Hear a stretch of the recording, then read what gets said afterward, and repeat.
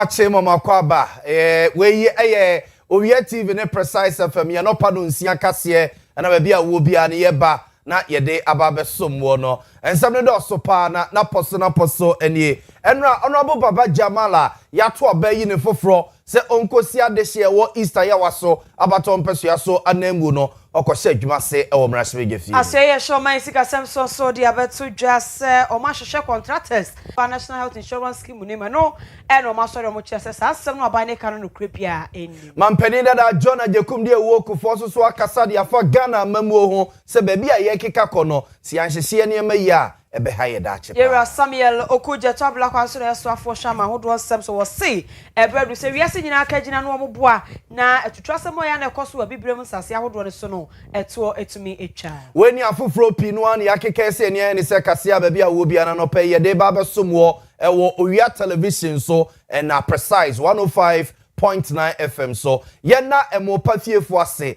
omo enede eye premium ene super premium rice abegwa so a emo aduane nyina sesei eno ena yede eye aboa ama eye ejesi efie aye nika ena biem so no dwabinra bank so no aso ya sinem oso pebosia na odi aye adwuma odi atrewahye mu adwuma semu a boro mo branch biemo na ne managers ne enkodi enkomo omo ebeso mu no maboa emfa ho ene se ne wusitie bia omo eso mu no mabosia no mapejao ama ososo apeja e wa brabo mo na eta ye chi a anope ba bia wo bia no yetimi abane ya ba besomwo mede ede na ya obo amale bia boga no pemene ajiwa nyako abronoma yenye brain na fe nsam no mobrodo ncho ye ntutu na srani abasa emfama yemfama nhyase emfamfri Ghana mrasbe gefim na ena emrasbe dwani a o mato abayi ne foforo kra ewo Easter ya waso abaton peso ya so honorable Baba Jamal Ahmed emrasbe dwa no eya amamre ne amane eje no tumu a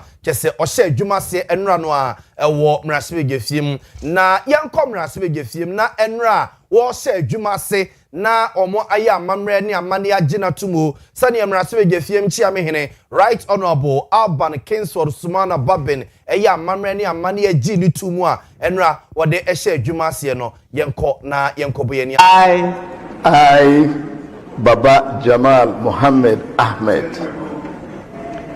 do in the name of the Almighty God swear. Do in the name of the Almighty God swear. That I will bear true faith and allegiance. That I will bear true faith and allegiance. To the Republic of Ghana as by law established. To the Republic of Ghana as by law established. That I will uphold the sovereignty and integrity of Ghana. That I will uphold the sovereignty and integrity of Ghana. And that I will preserve. And that I will preserve. Protect. And defend the Constitution of the Republic of Ghana. And defend the Constitution of Republic of Ghana. So help me God. So help me God.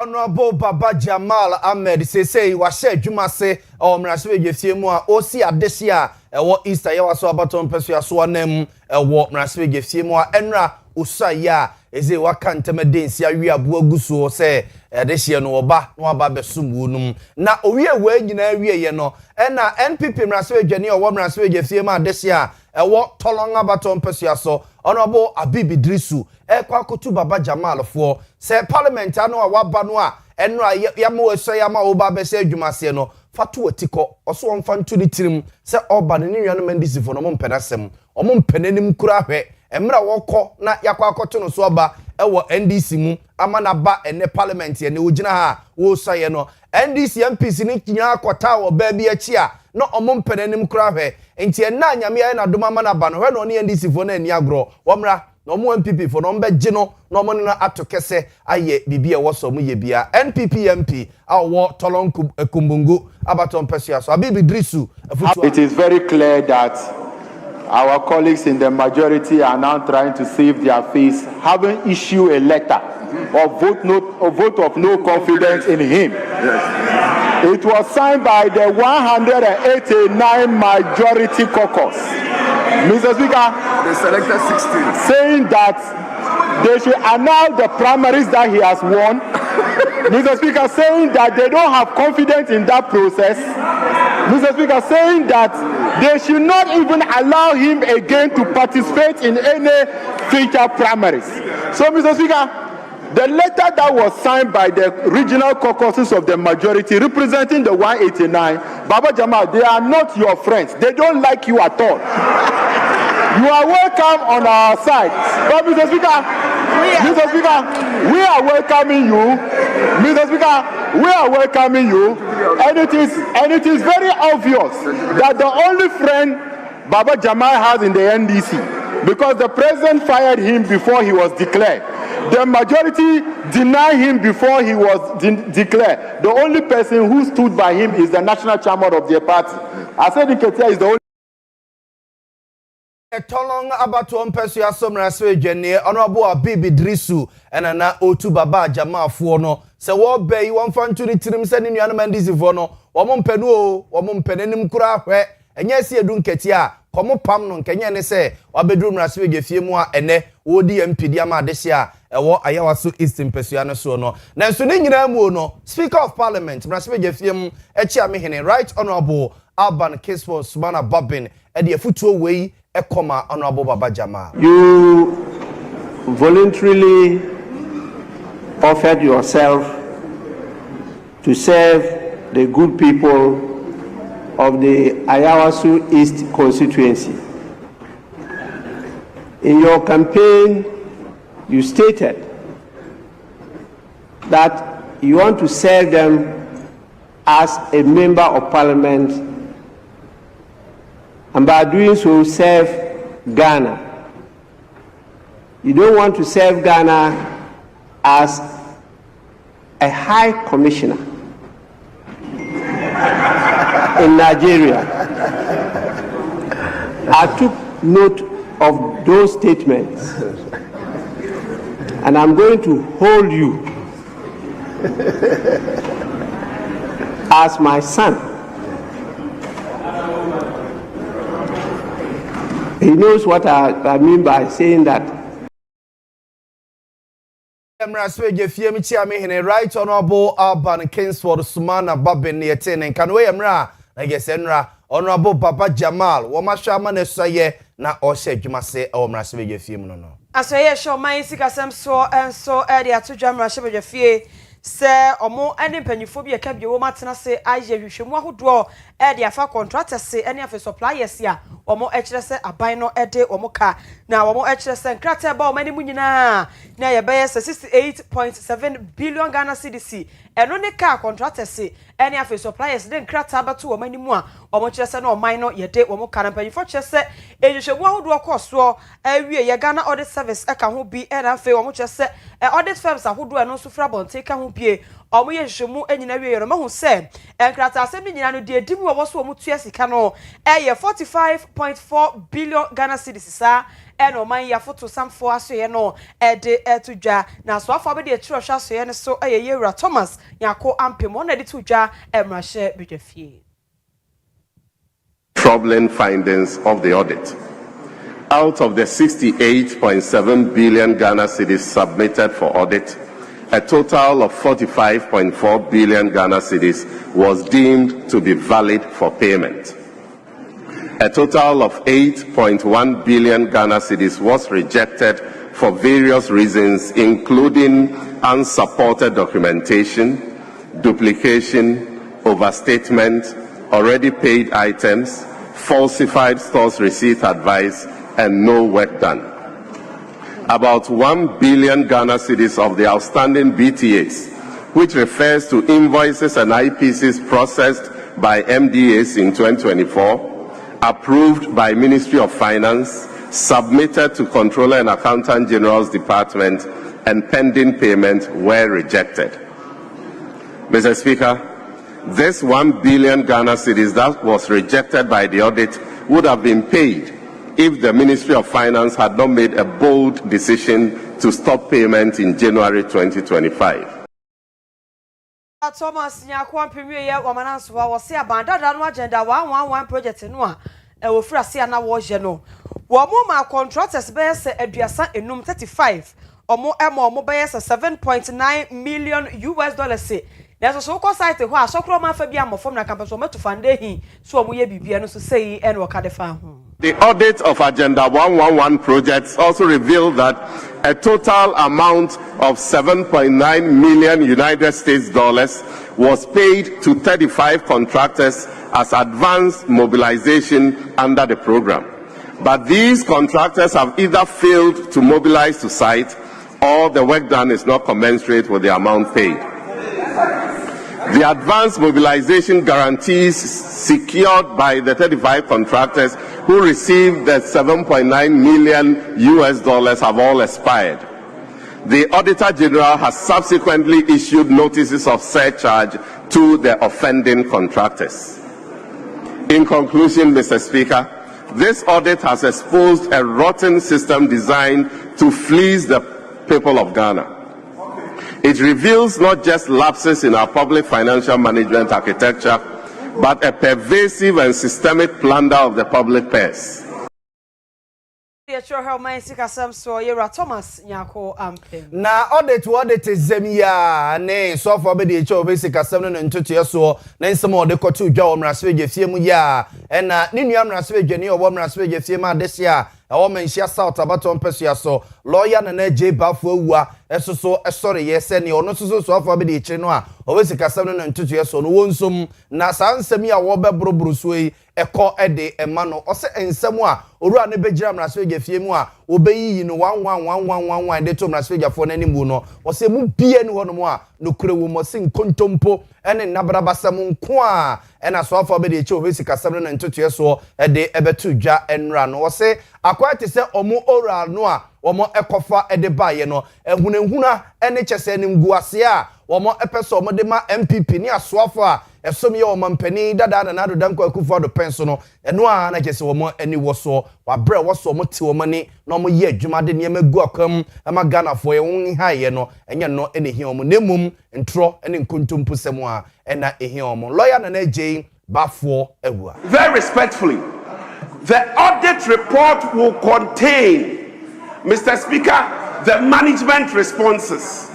The audit report, Mr. Speaker, will contain responses by persons who were the subject of this audit. Mr. Speaker, the statement does not. And so what we have, Mr. Speaker, we don't even know whether it is coming from the report. Mr. Speaker, there are no references as to which page of the report it is referring to. Mr. Speaker, it does not contain responses by the persons under reference or the institutions that are subject of this audit. Yet, Mr. Speaker, it is being debated as though it is the report itself. Mr. Speaker, it is being debated as though it is the gospel. But, Mr. Speaker, it is not. This is the reason why Ghanaians will sit out of this parliament and think that, Mr. Speaker, we cannot be trusted. Mr. Speaker, we cannot be trusted. Mr. Speaker, because this is a propaganda piece. It is nothing but propaganda. Mr. Speaker, for instance, the Ministry of Trade. Mr. Speaker, it is a matter of record that no payment was made. I mention South Mrasebe Jenny Honorable Lawyer Nana J bafo awua na yete ne nka no nti we yemra na yeso afọ be de che obasika asem no ntoto yeso akomra sebe gefiem na audit report no wo yiyi ni 1111 oyiyi wie no na lawyer na J bafo awua etwemra sebe gafo no nyina adwene ede akwa akosi so se owura ne nsem no obekan ne emufuwa bia ne wono a no kre nkontompo sem nko a dam kuma wo emra sebe gafie so se aban yi ka sem bisa aban no da ne kono Ojaka the top of the National Health Insurance Scheme no Ojaka ewo horse ansem no enadam kuma no asori agiro mo se debi se de aban ne ka no ete se free se abanda da ne kwon sika kura woja to wachire se ne obohwe fa hweche no mfantechi aka wo nyina eye bese 1 billion Ghana cedis ye no eno muja ye to National Health Insurance Scheme no foto no emu na doctor ayu afri ye wono na komra hye badwafri ho a abadwaku a show man pom de ho sem so ye ranking member wo so wono ne jadom kuma na mu a okasa ye did not inherit any debt from the previous management. Indeed, as of 2003, for 2021, 2022, 2023, there was a debt of 2.4 billion. And that 2.4 billion was paid in 3 parts. 800 million, 800 million, 800 million by the then Controller General. This is not anything in secret. This is not anything in secret. And for that matter, let us put a stop to over-politicization of health insurance issues. Corona health insurance won some de kabia di ho almost just cut to a chira can wo biano almost just some efa into a doctor you were free and the Sanchez Mui emai Yegusua de mo Ghana mraswe gefiem hodomo na enkomo baako a asaso asore ewo mraswe gefiem yesi bibi omo frɛ se mining royalties ena biem susu no omo tu efom agudie ene ehom pempra wade no yesi aban de bibi wato de se growth and stabilization levy bi akwakoto wonum so a na mampani John Dramani Mahama eba bemu anase oba bemu wode mrafoforo bi akwakoto mraswe gefiem se mraswe gafo no enhwe no monyi ntumuma no se beyo na eja aban ne bekoso anya sika na omode abo oman ne ho bra na aban ne sebo sa growth and stabilization levy no womo eba na samraswe gafo no ege sa amra ne tumuma wonum a womo ebete so e de free kwasi brone kan se 3% e de aba begina be 1% na sa de no e na honorable Patrick Yaboama emraswe geni o mraswe gefie ma de se wo Okankwe Central abaton pesua so e twi aban na dwere de akwa akosi so se eye new mineral na se mining royalties bill no a wode ababeto eye mraswe gefie mu no womo kaya ban no se wahye eye mining companies a wo Ghana nyina bobi se sa growth and stabilization levy no so mo je sa mra we tumu a ebete so e de free 3% no e de ababegina 1% to mo twena dwenesi so se na ni kire ya wonye ho adwuma se beye na enkoba se bia ye da sore kina bi na mining companies wo Ghana nyina no e bi omo bufu ekwa kwese so mo nema e de efri oman mu akọ honorable Patrick Yaboama ne nsem ene me kam na kosie ni se aban de nhihye ba se obeto agudie sibia broni friend royalties na watre mama aban enya bebre na mining companies ni yeni omushia Chamber of Mines yeni CSOs ni shia o ma yehu se nyama ni bi ho aban ka yes ebe bo mine na nso ebe ha companies na ma adwuma afri oman mu ha sika aban hwe no anhwe anu ankwankonya aban sho mo bo se obete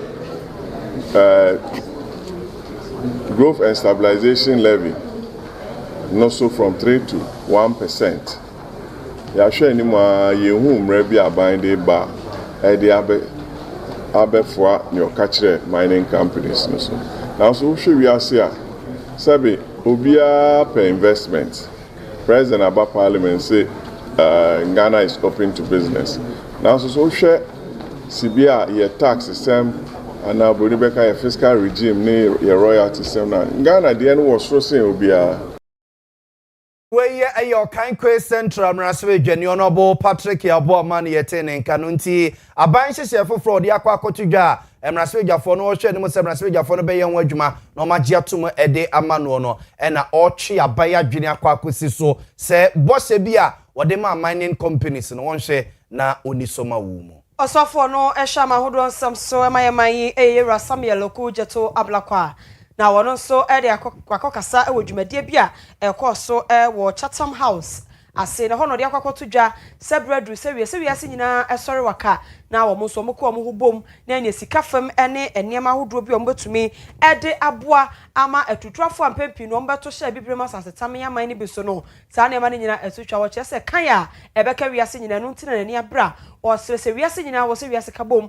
na nya mo hye na aman ahodo a entokwa ne yakosam koso wa bibrem ase no omo so eyo mafam e de ebo wie no san so e de to aso se entokwa no asese no e koso ewo Iran ene US entamo no anhwe yi na eno so Israel ka ho na hwe yi a na eno so dusu so bone pa di aba ebibiman eso honorable Samuel Okujeto Ablakwa have become weakened Respectfully, it's rather exaggerated. Absolutely. I told her earlier. Yeah, ECOWAS. So she's asking you now. So I'm glad you have confirmation from me. ECOWAS is still strong, and ECOWAS is still buoyant, and we are putting together the resources. In Ghana's budget this year, we increased our security spending. We are going to, for the first time, establish an electronic warfare center in Tamale, the capital of the northern region. We intend to improve our ISR capacity because in these matters, your ability to carry out surveillance and reconnaissance is really, really critical. We are also working with our partners. We have always made the point that this requires international cooperation.